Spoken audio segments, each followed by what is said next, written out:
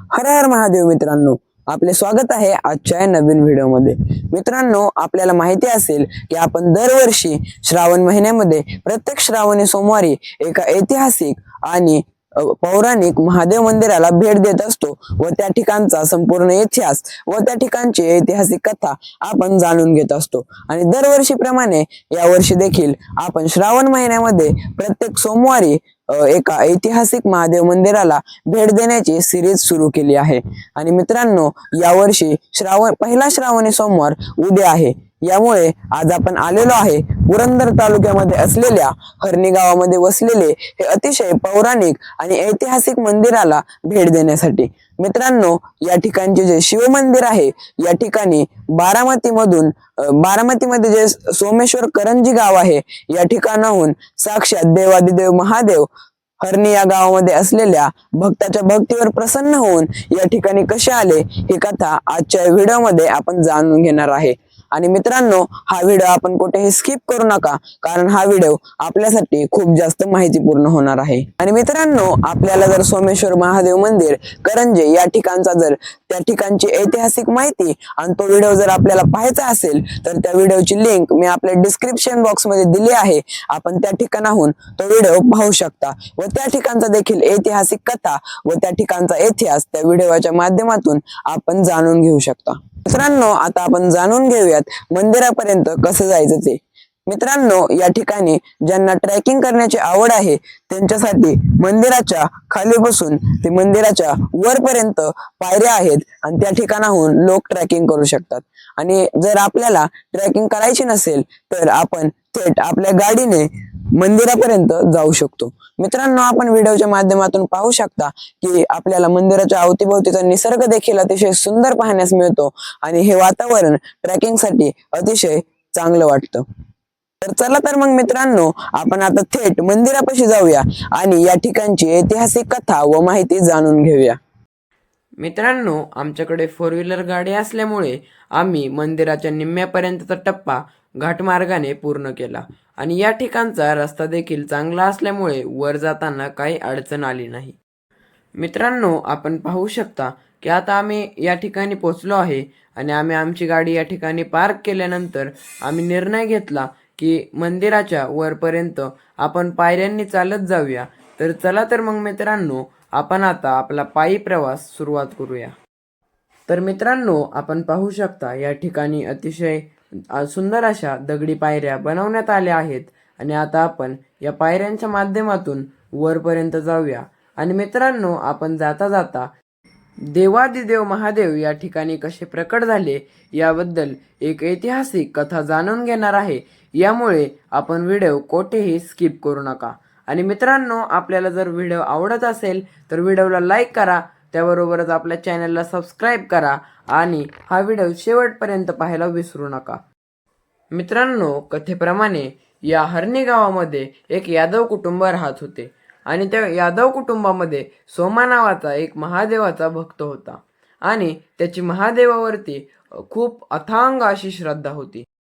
परंतु मित्रांनो, त्या काळामध्ये या हरणी गावात दुष्काळ पडला होता आणि या यादव कुटुंबाने निर्णय घेतला की ते बारामतीमध्ये असलेल्या सोमेश्वर कारंजे या गावामध्ये जातील आणि त्यांचा उदरनिर्वाह करतील।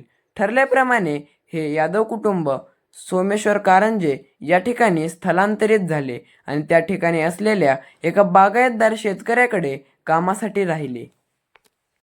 आणि मित्रांनो, कारंजे या गावामध्ये भगवान शिवशंकरांचं अत्यंत मोठं आणि प्राचीन त्याबरोबरच ऐतिहासिक मंदिर आहे। आणि तो जो सोमा होता, सोमा दररोज नित्यनियमाने त्या कारंजेमध्ये असलेल्या महादेवांच्या मंदिरामध्ये जायचा। मित्रांनो, हे जे मंदिर आहे, या मंदिराच्या ठिकाणी मालूबाई नावाच्या एका भक्तिनीच्या निस्सीम सेवेला प्रसन्न होऊन साक्षात देवादिदेव महादेव सोरटी सोमनाथ या ठिकाणाहून कारंजे या ठिकाणी आले होते।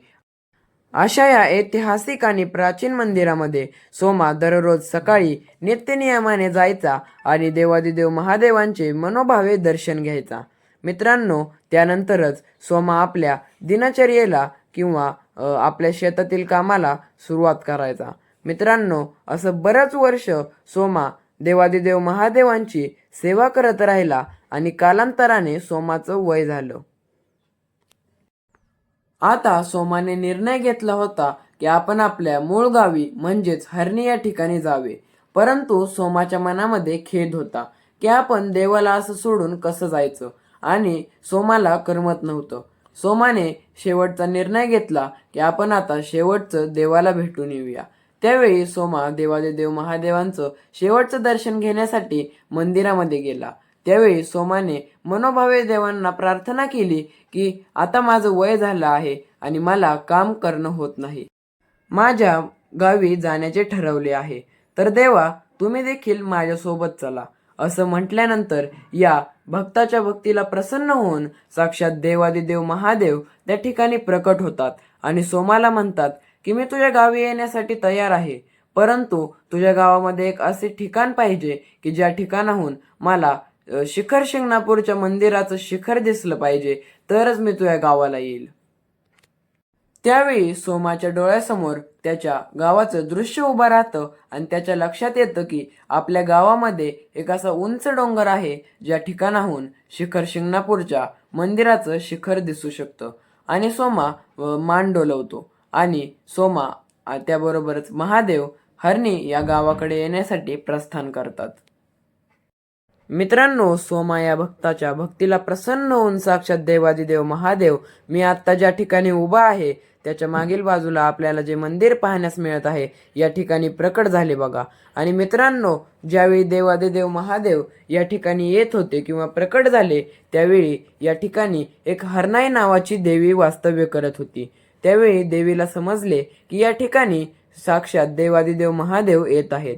यामुळे देवीने तिचं हे ठिकाण सोडण्याचा निर्णय घेतला.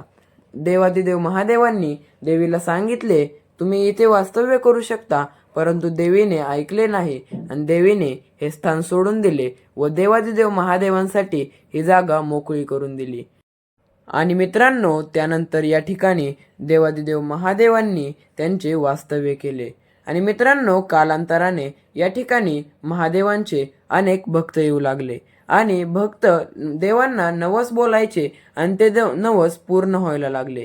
आणि त्यावेळी या ठिकाणी असलेल्या भक्तांच्या लक्षात आले की हा जो महादेव आहे तो आपल्या नवसाला पावणारा महादेव आहे. त्यावेळी या ठिकाणच्या ग्रामस्थांनी व सर्व भक्तजनांनी मिळून या मंदिराचा असा जीर्णोद्धार केलेला आपल्याला पाहण्यास मिळतो. आणि मित्रांनो, या ठिकाणी पूर्वी हरणाई देवी वास्तव्य करत होती, यामुळे या गावाला हरणी असे नाव पडले असावे असे मानले जाते. आणि मित्रांनो, या हरणी गावामध्ये महादेवांनी वास्तव्य केले, यामुळे महादेवाच्या भक्तांनी या मंदिराला हरणेश्वर महादेव मंदिर असे नाव दिले असावे. तर चला तर मग मित्रांनो, आपण या ऐतिहासिक मंदिराचे दर्शन घेऊया. मित्रांनो, मी सर्वप्रथम मंदिराच्या समोर असलेल्या नंदी महाराजांचे दर्शन घेतले व आतमध्ये जाण्यास निघालो. मित्रांनो, आपण व्हिडिओमध्ये पाहू शकता हे मंदिर जुन्या काळात बांधले गेले आहे आणि दगडी खांबांच्या आधारे हे मंदिर उभा करण्यात आले आहे.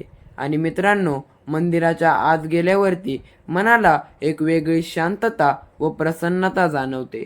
मित्रांनो, या ठिकाणी आम्ही रविवारच्या दिवशी गेलो होतो, यामुळे गर्दी कमी होती व आम्हाला व्यवस्थितपणे मनोभावे महादेवांचे दर्शन घेता आले. मित्रांनो, यानंतर आपण पाहू शकता की मी दर्शन घेतल्यानंतर 1-2 मिनटं महादेवांचे नामस्मरण केले.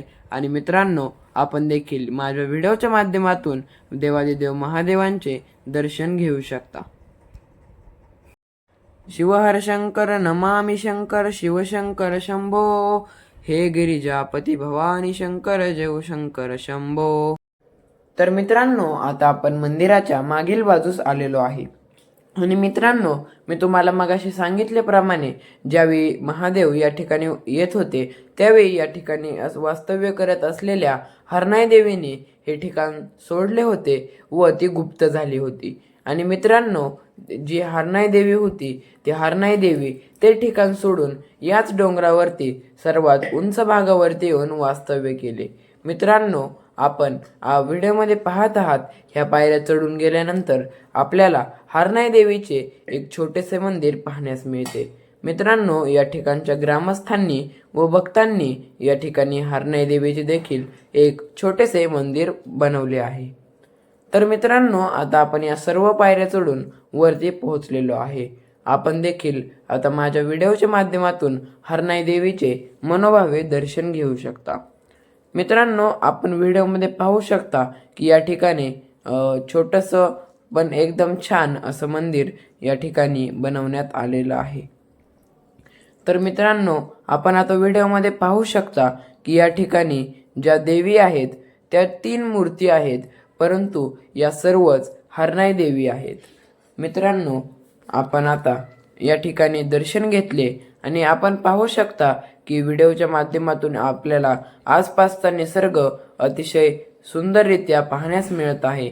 आणि मित्रांनो, आपल्याला या ठिकाणाहून वीर धरण देखील लगेचच दिसते व या ठिकाणचा निसर्ग देखील आपल्याला अतिशय स्पष्टपणे पाहण्यास मिळतो. मित्रांनो, आपण देखील एखाद्या दिवशी आपल्या वेळात वेळ काढून या ठिकाणाला नक्की भेट द्या, कारण या ठिकाणचं वातावरण व निसर्ग अतिशय सुंदर आहे.